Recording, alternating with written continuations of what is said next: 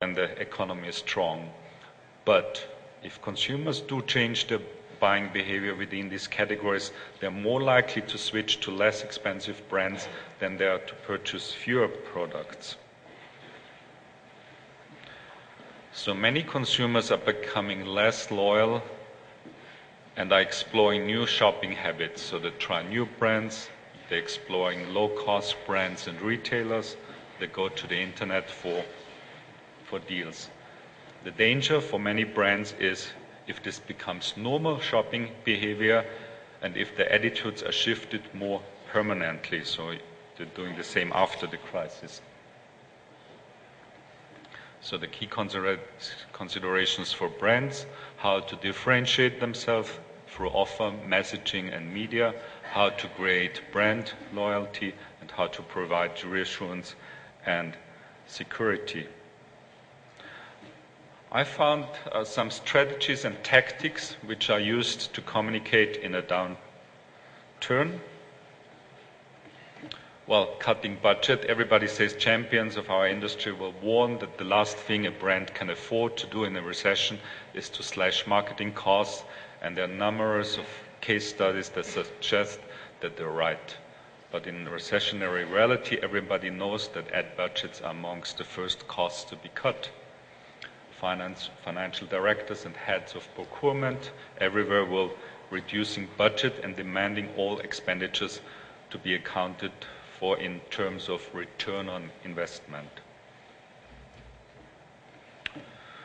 Marketers are struggling to connect with and motivate today's consumer, hesitant and concerned consumers. One way of clarifying just how different brands are reacting to the crisis and tracking consumers' fears is to analyze recent changes in advertising tactics and strategies. It is also worth remembering that all recession-related trends are new, but rather the downturn are not new, but rather the downturn leads to the acceleration of some of the existing trends. Some are very simple: more brands adopting direct comparative advertising. The economy uncertainty felt around the world is luring brands to use messages that compare their brand, their own products and services as being directly favorable to those of their competitors. Reorganization of perceived brand positions. Competition is becoming more promiscuous as advertisers move beyond their own core territory into that previously occupied by rivals. So discounters, this is an example from Lidl offering like fine food. In Austria recently, Hofer, which is part of the Aldi group, they're selling designer clothes now at their discount stores, which is usually selling cheap food. Escapism and surrealism replaced by softer campaigns focusing on the home and on nostalgia. In times of trouble, there's little place for escapism and self-indulgence, as consumers are afraid and skeptical of what is yet to come and seek comfort and reassurance among the people and things they can trust. Hence, focusing on home, loved ones, and local communities seem the logical solution. Can we have a quick video?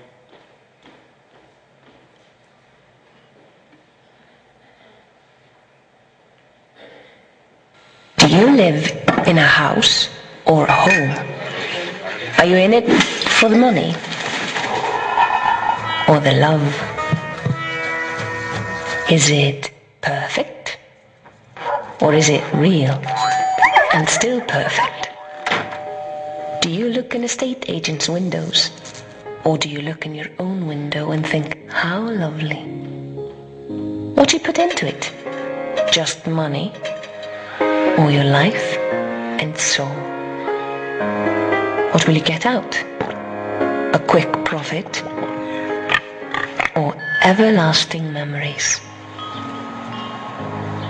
A house can always become a home. Love, not money, is what gives a home a soul, and the home's soul is not for sale.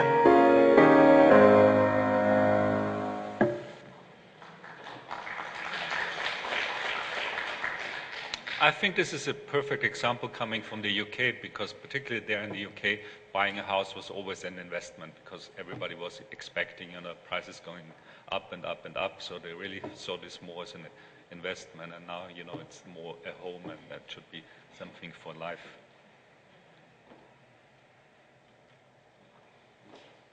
Also, individualism and self-indulgence replaced by community and togetherness. Togetherness is another recurrent creative theme, as people invariably turn to their friends and loved ones in times of trouble. The principle is the same, one that underlies the growing importance of home. You trust in what you know. There was the campaign of Orange, a mobile phone company. They even say, together we can do more. Relevance prevails over dreams, a rise in message focused on value and relevancy, which translate into more objective messages with serious tones that specifically pinpoint a defined reason to buy. Contextualization, a simplifier, the need for simpler messages. There's a clear rise in ads that see brands explaining what consumers can get for instance, a set price. Rise in non-core product-related offers, not necessarily related to the brand's core offer. This strategy offers consumers the opportunity to do more for the same price. If you eat at McDonald's, you get a free movie ticket. That's the example here. Perhaps this crisis will lead to a more considerate, self-conscious consumption in which people also weigh up the consequences of their purchase, not only to their wallets, but also to the economic and social environment around them. Sustainability is the key word here.